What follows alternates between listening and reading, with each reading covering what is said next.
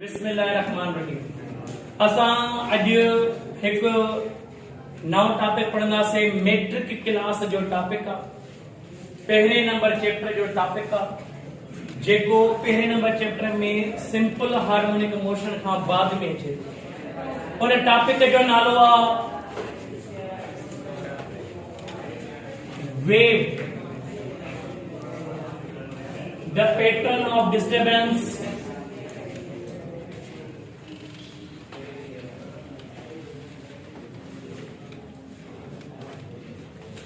created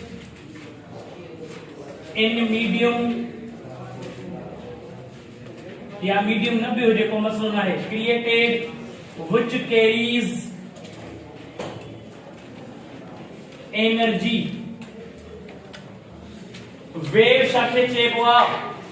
wave हिक अहिड़ी disturbance आ जेका हिक जगह खां ॿी जगह ताईं एनर्जी खे खणी वेंदी आहे।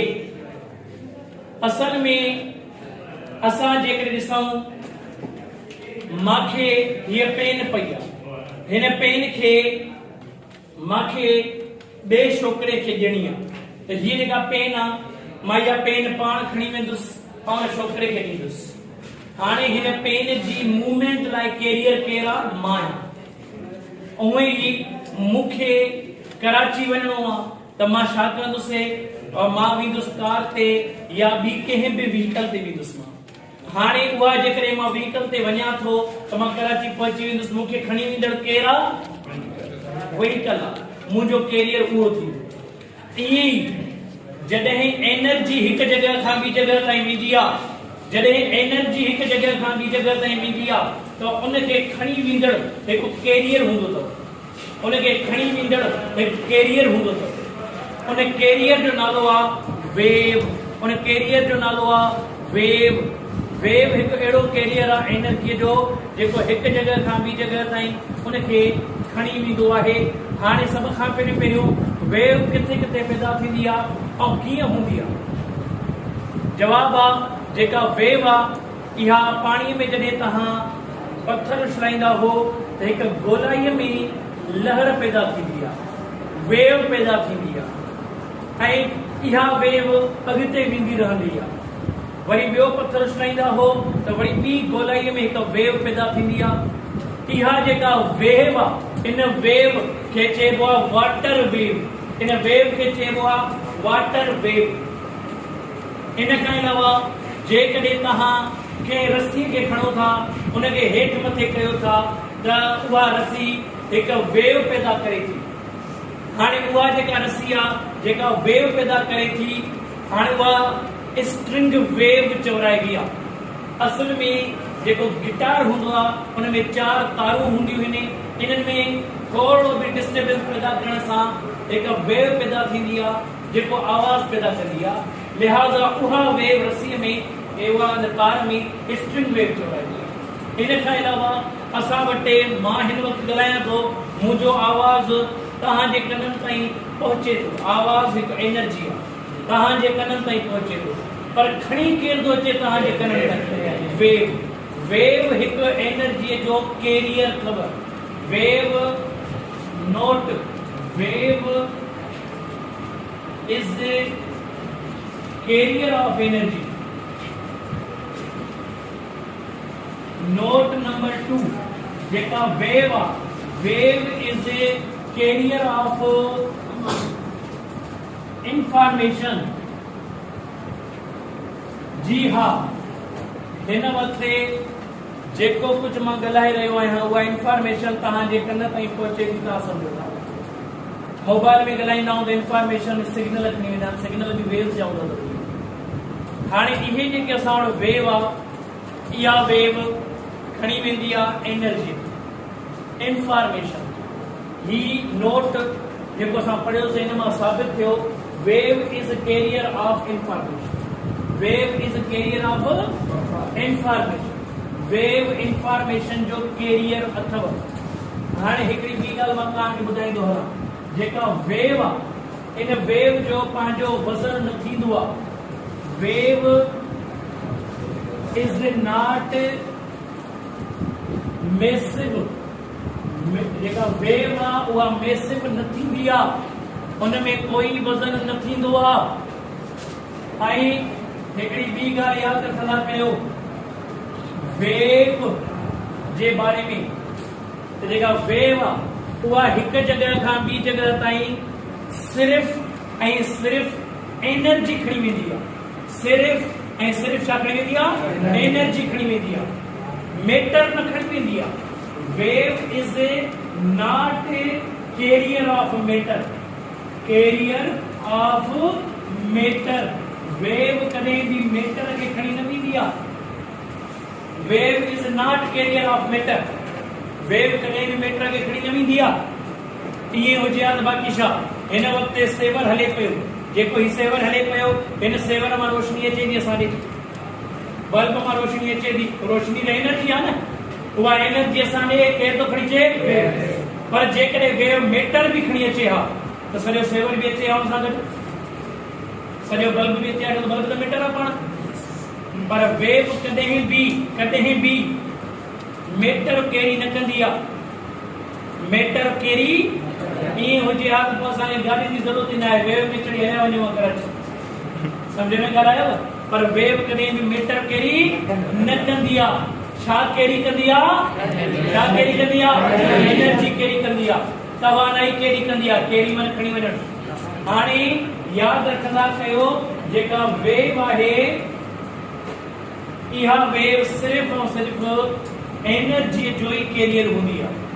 हाणे एनर्जी जे बारे में हिकिड़ी ॻाल्हि तव्हां सिखी आया हो 9th क्लास में। Energy can neither be created, energy can not be destroyed. Energy खे न क्रिएट था करे सघूं, एनर्जी खे न असां। हिन वक़्तु जेको ही सेवर हले थो, बल्ब ॿरे थो, इहो छाजे करे? असल में इलेक्ट्रिसिटी अचे थी। इलेक्ट्रिसिटी पाण एनर्जी आहे, इलेक्ट्रिसिटी पाण एनर्जी आहे। पर उहा एनर्जी छा में थी कन्वर्ट थिए? लाइट में।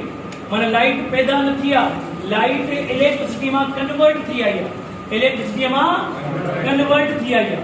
तंहिंजे करे असां चवंदासीं त लाइट असां वटि एनर्जी आहे, पर इहा ॿी एनर्जी मां कन्वर्ट थी आई आहे। इहा लाइट असांजी अखियुनि में दाख़िल थींदी आहे, पोइ अखियुनि जे अंदरि वरी इलेक्ट्रिकल सिग्नल पैदा थींदा आहिनि रेटिना ते।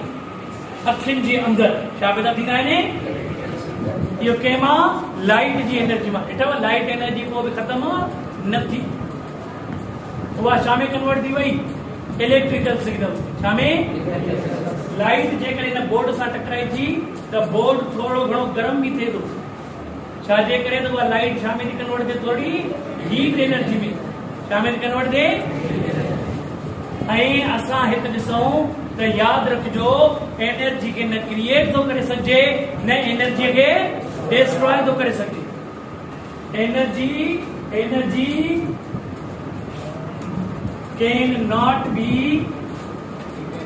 created and can not be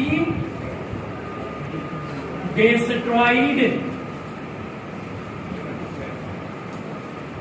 but हिकिड़ी ॻाल्हि यादि रखिजो wave can be created and destroyed. Wave can be created and can be destroyed. केवल फिजिक्स जो किताब आहे पंजाब जो तो मूंखे मोबाइल में मोबाइल में हाणे ॾिसो put, wave can not be created, can not be destroyed. Wave खे sorry energy can not be created, not be destroyed, but wave can be created and wave can be. Wave destroyed थींदी आहे, wave create भी थींदी आहे। माना wave खे असां destroy भी करे सघूं था, वेव के साथ क्रिएट भी करते हैं। एनर्जी कंजर्वेशन केनो हुआ play an important role in our daily life. It is because waves are carrier of energy and information over the large distance. समझ में आ रही? वेव्स रिक्वायर सम ऑसिलेटिंग और वाइब्रेटिंग सोर्स। एंड इज जो waves require some oscillating और waves require some oscillating or vibrating source. Vibrating source. जी हाँ मुंहिंजा भाइरो ॿुधो पुट, असल में एक रस्सी खणो, उन रस्सी में जेके तव्हां वेव पैदा कंदो, हे ॾिसजो ही असां वटि एक रस्सी आहे, हिन रस्सीअ में बीहो, मां हिन जो मिसाल वाला थोड़ी झट में ॾियांव थो।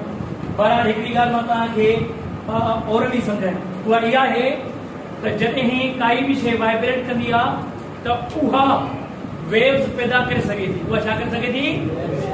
अगर रस्सीअ में तव्हां रस्सीअ खे हेठि मथे कंदा रहंदव त छा पैदा थींदियूं?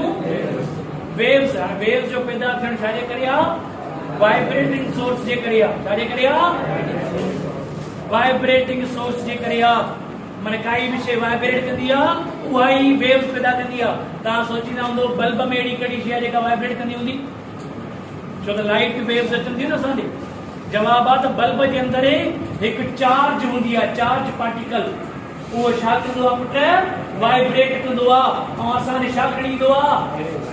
वेव खणे, जेको वेव पैदा कंदो आहे, मतिलबु उहो चार्ज पार्टिकल वाइब्रेट करे छा पैदा कंदो आहे? वेव पैदा कंदो आहे। ऐं उहा वेव लाइट एनर्जी खणी ईंदी आहे असांजे। इन खां अलावा तव्हां सोचींदा हूंदो असांजी जेका मोबाइल आहे, मोबाइल मां बि सिग्नल असांजी निकिरंदा आहिनि। हिन वक़्तु बि जेके मोबाइलियूं आहिनि सभिनी जी मोबाइल मां सिग्नल निकिरंदा रहंदा। हिन वक़्तु भले कार अचे न अचे डज़न्ट मैटर, हिन वक़्तु बि सिग्नल निकिरंदा रहंदा आहिनि, वेव्स निकिरंदियूं रहंदियूं आहिनि। असां सभु हिन वक़्तु वेव्स में घिरियल आहियूं बाक़ाइदा। Waves are surrounded, sorry we are surrounded by the waves. असांखे वेव्स सराउंड करे बीठी आहे। मतिलबु इहो त असांजे मोबाइल मां बि सिग्नल निकिरंदा। इन में कहिड़ी शइ थी वाइब्रेट करे? उन में असुल में एंटीना आहे। छा आहे? मोबाइल में एंटीना, उन जे अंदरि हिकु चार्ज पार्टिकल आहे, चार्ज आहे जेका छा थी करे? वाइब्रेट थी करे।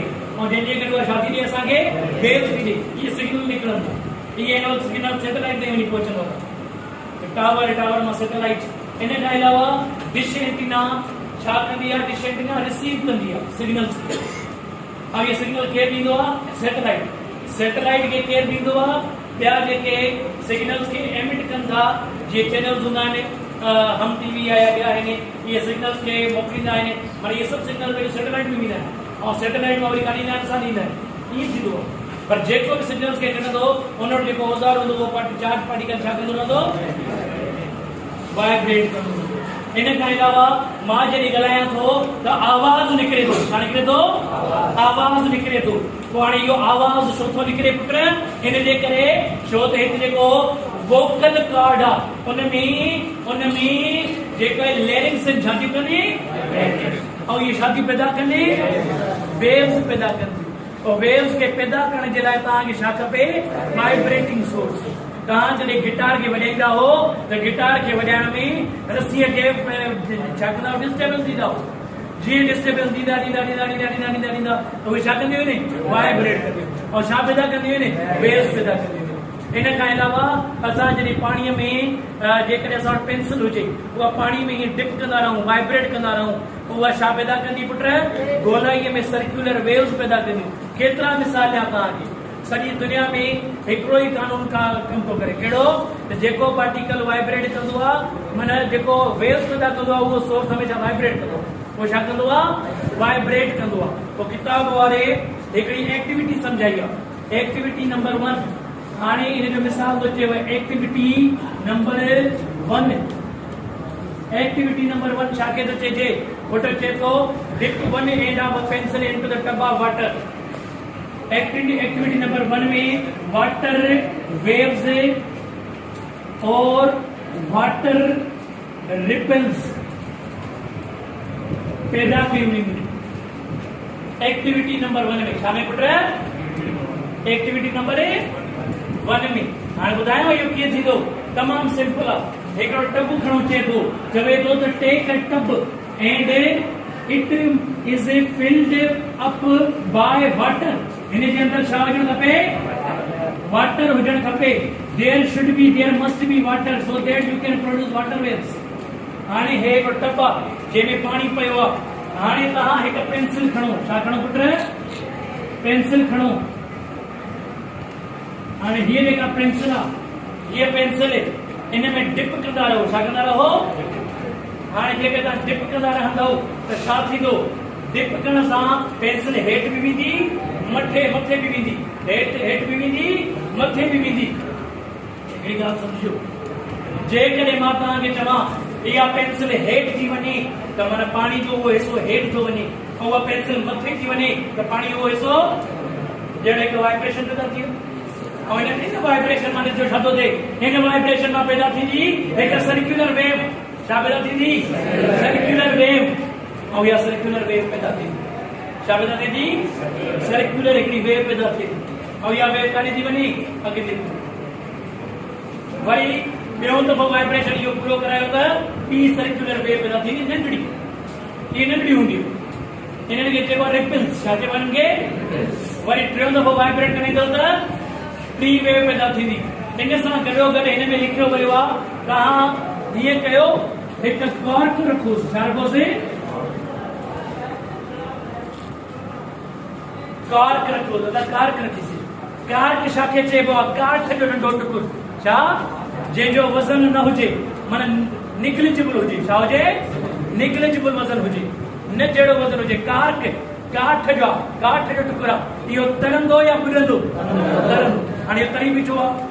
जॾहिं तव्हां हेॾा पेंसिल सां टिप कंदव त इहे लहरूं वेंदियूं अॻिते। इहे लहरूं जीअं वेंदियूं अॻिते त पोइ इहो इन कार्क खे अॻिते खणी वेंदियूं। सभु इहो था सोचनि, न, कार्क अॻिते न वेंदो। हिन एक्टिविटी में इहा ई ॻाल्हि सम्झणी त कार्क अॻिते न वेंदी, बिल्कुलु न वेंदी। कार्क उते ई छा कंदी? वाइब्रेट कंदी। कार्क छा कंदी? छाजे करे?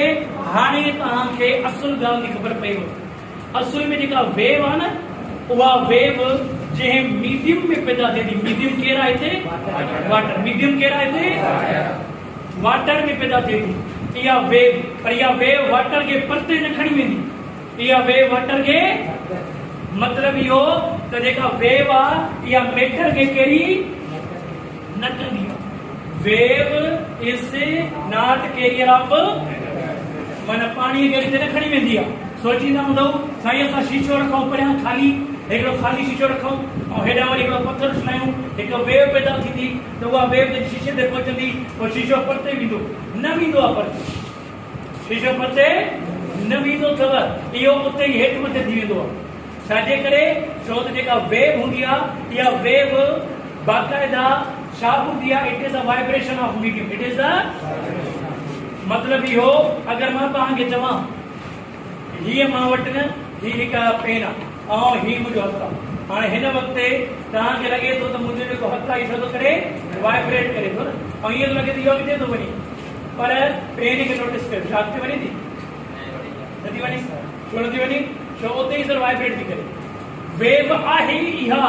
हिकिड़ी ॻाल्हि सम्झो, हिन वक़्तु तव्हांखे लॻंदो हूंदो त हथु अॻिते थो वञे, पर हथु अॻिते नथो वञे। छो नथो वञे हथु अॻिते? इनजे करे नथो वञे छो त सर हिन में जेका वेव असुल में पार्टी जेके सभु हिसा आहिनि न हथ जा, इहे वाइब्रेट था कनि असुल में।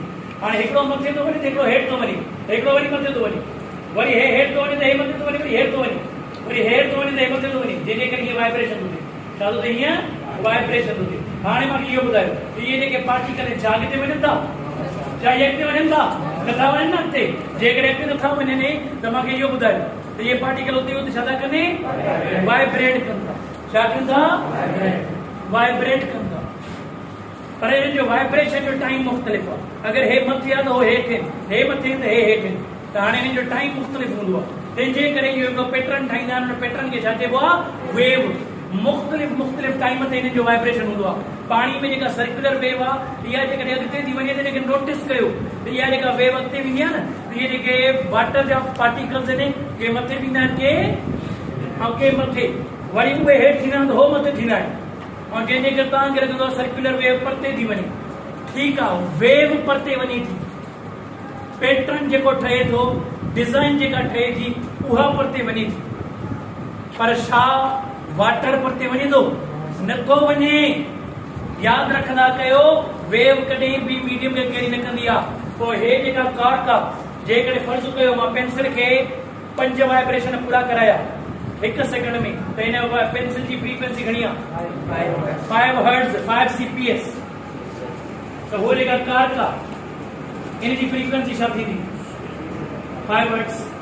छो इन जे करे वो वाइब्रेट कंदी कार्क कने कार्क वेव अॻिते खणी वेंदी वेव वेंदी त कार्क खे अॻिते खणी वेंदी या उते वाइब्रेट कराईंदी तो मुंहिंजा भाउ तव्हांखे ॿुधायो त हिकु असांखे छा सिखण खां मिलियो हिकु असांखे सिखण खां मिलियो त जेके पार्टिकल्स आहिनि उहे वाइब्रेट कंदा आहिनि मीडियम में वेव कॾहिं बि पाण सां गॾु पार्टिकल खे अॻिते न खणी वेंदी आहे नोट हिन एक्टिविटी में छा सिखियोसीं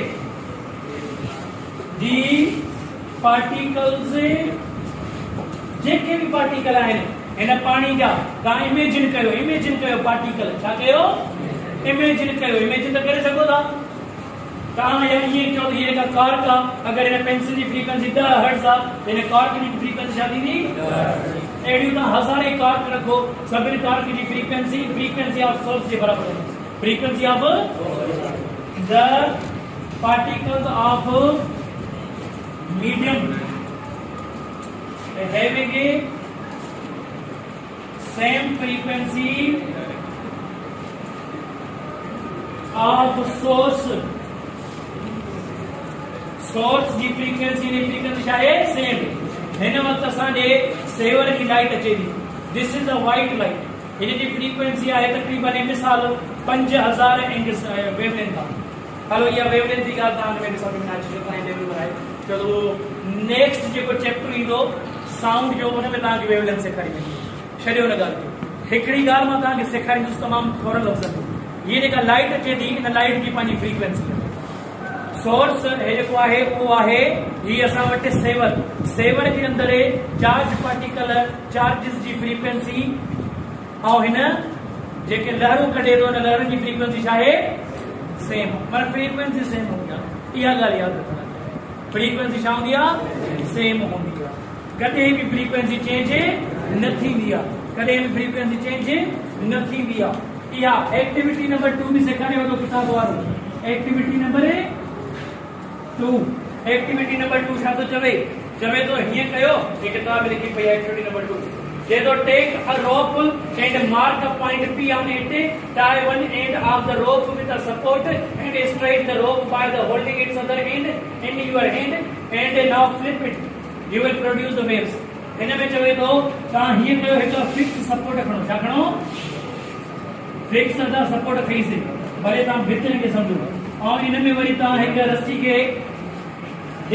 जे हिकिड़े एंड खे ॿधो ऐं ॿियो एंड परियां वरी मोहम्मद अली लाशारी इनके पकड़े बीठो आहे हाणे लाशारी साहब जी इनके पकड़े बीठो आहे ऐं इन पॉइंट खे छा थो करे वाइब्रेट थो कराए छा थो कराए हिन जो कमु आहे इन पॉइंट खे वाइब्रेट कराइण माना ही सोर्स ऑफ वेव्स जो छा आहे अगरि हिन चार फ्रीक्वेंसी पैदा कई 4 हर्ट्ज़ फ्रीक्वेंसी पैदा कई त हिन रस्सीअ जी हर हिकु पॉइंट में फ्रीक्वेंसी घणी हूंदी समझ में ॻाल्हायव इहा ॻाल्हि समझ में आयव जेका फर्स्ट ईयर वारनि खे 8वां चैप्टर सॼो पढ़ण खां पोइ बि शायदि समझ में न ईंदी आहे तंहिंजे करे हिन में तव्हांखे अॻ में उहे पॉइंट लिखी ॾिनियूं वयूं आहिनि ऐं हाणे ॿुधियो पुट हिन में ईअं थो थिए चए थो त हीअं कयो हिकिड़ी पॉइंट खणो उन जो नालो रखो पी छा रखो हाणे ॿी पॉइंट खणो उन जो नालो रखो क्यू ॿी पॉइंट खणो उन जो नालो रखो आर पोइ हाणे छा थींदो हिनखे जॾहिं हेठि मथे कंदो त पहिरियों तव्हांखे वेव कुझु हिन तरीक़े सां मिलंदी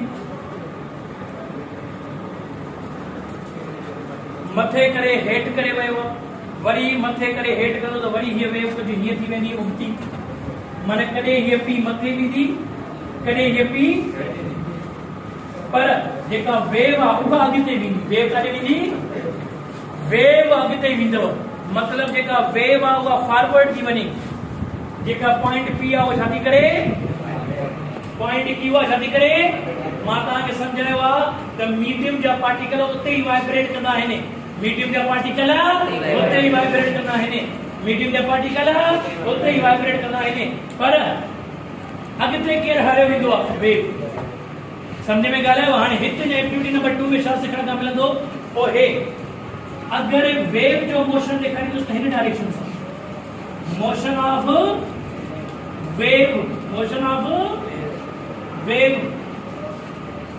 इनके मोशन ऑफ एनर्जी विझी सघे थो ऐं पार्टिकल या मथे था वञनि या हेठि था अचनि या मथे या हेठि this is a motion of particles this is motion of particles हाने पार्टिकल जो मोशन है में लिखियल आहे त पार्टिकल मूव था कने अप या डाउन पर जेका वेव आहे उहा फॉरवर्ड थी वञे वेव कर थी वञे ही तहां के हिते जरूरी याद करणो आहे त हिन में पार्टिकल वेव जे मोशन का परपेंडिकुलर मूव था कर ज्यादा कने मतलब एंगल केड़ी 90 डिग्री एंगल केड़ी और तेजे करे motion of particles and propagation of energy propagation जो लफ्ज़ी माना है मूव कर प्रोपेगेशन माना जाए motion of particle and propagation of wave